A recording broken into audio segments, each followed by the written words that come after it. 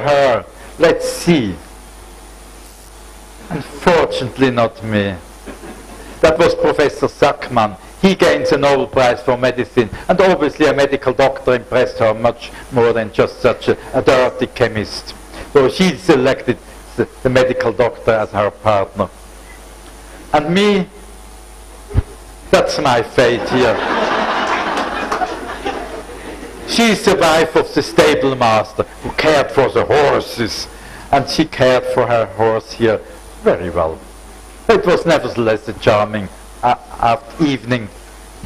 But it wasn't the end of the day, because the 10th of December, when the Nobel Prizes are given out, is at the same time the birthday of my wife.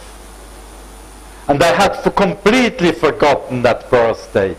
I was so excited about the Queen and the Nobel Prize and so on. So I forgot her. And then 5 minutes to midnight, the journalists were knocking at the door, knock, knock, knock, and brought a bottle of champagne and brought a cake and saved my marriage. Otherwise, I would be divorced by now. So that's my prediction. Anyway, the story went on. Kurt Wüthrich continued to do the work in two-dimensional NMR, determining three-dimensional structures of biomolecules. That's what he did. And he gained 11 years later also a Nobel Prize for related work, for the applied work of NMR. So he also was fortunate. But you can imagine, in the meantime, he didn't speak with me anymore, because he had the feeling that I was stealing his ideas and getting my prize. But now we are friends again. Anyway, he did important studies here with biomolecules. For example, when you have to suppress the immune response of a patient when he gets a foreign heart, you give him cyclosporin, and cyclosporin interacts with a protein, cyclophilin here around, and you can see by NMR exactly this interaction. You can study all the interactions in great detail, and that's important for the design of better medicines. You know about the mad cow disease. You have so many cows here in India, but they are healthy. In Switzerland, they were mad. They had some mad cow disease in England as well, and the mad cow disease is being promoted by the prion molecules. The prion molecules, which have here a certain shape, being determined by NMR. That is a work by Kurt Wüthrich and his research group, and with a flexible tail. And if you look now at the prions of a human, it looks very similar. And if you superimpose the prions of different species, you see that they're almost identical, which means that the disease can very easily be transferred from one species to another one. That makes it so dangerous. So one has to find a cure for it. And Kurt Wüthrich was working on this. Then the molecules which he investigated became larger and larger and larger. We can nowadays look at pretty large molecules by NMR. We can also do three-dimensional NMR. That was done by Christian Griesinger in my research lab. You can do four-dimensional NMR. Of course, you can't display a four-dimensional spectrum anymore on a two-dimensional screen, but for the computer it's no problem to cut sections through and to understand what is going on, even in 7 dimensions. But the pulse sequences become now very complicated. They become almost as complicated as the score which I composed in my youth for the first violins, the second violins, the violas, the cellos, and here the percussion down here, bang, bang, bang. So these are the pulse sequences which are needs for this high-dimensional NMR spectroscopy.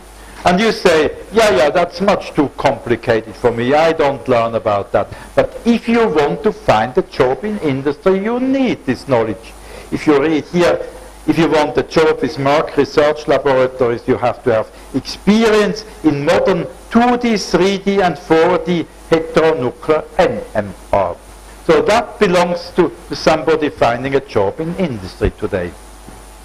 Important stuff. Really important stuff. So finally, let's go to medicine. That's probably the most important application that really relates to us most directly.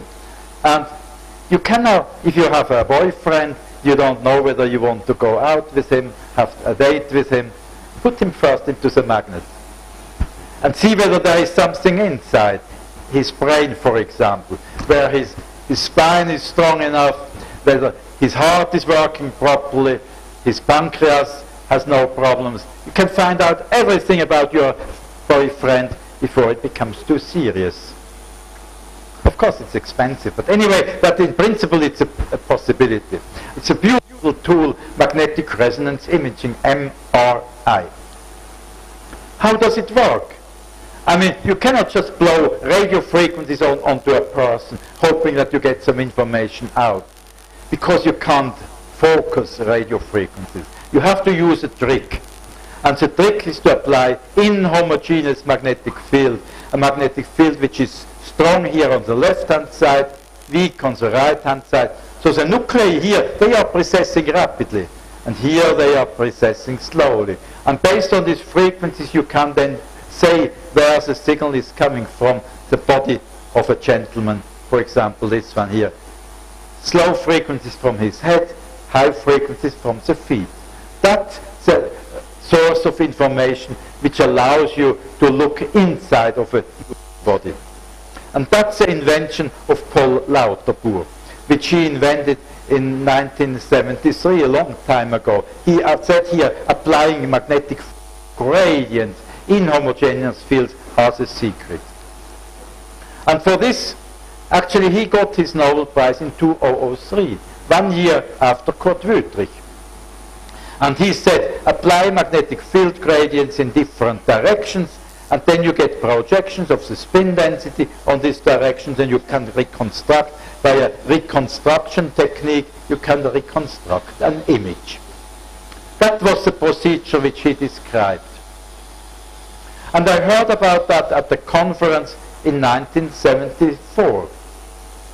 And that's his abstract here. These are my lecture notes which I made during his lecture.